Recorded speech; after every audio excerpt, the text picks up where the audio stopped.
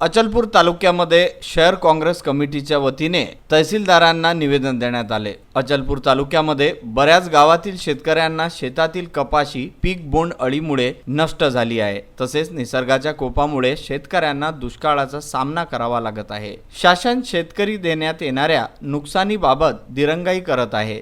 त्यामुळे शेतीच्या मशागत पेरणीकरिता अनुदानाचे पैसे कामी येतील या उद्देशाने त्वरित शेतकऱ्यांना दुष्काळाचे अनुदान देण्यात यावे।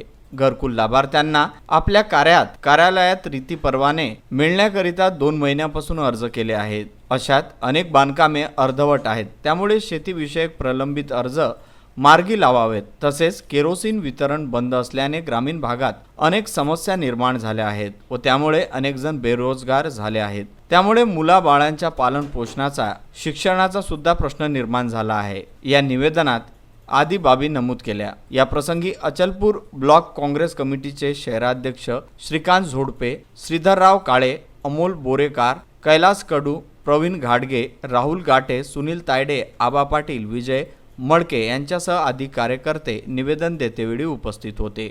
व्हिसेन न्यूज करिता अचलपूरहून अझरुद्दीन यांचा हा रिपोर्ट।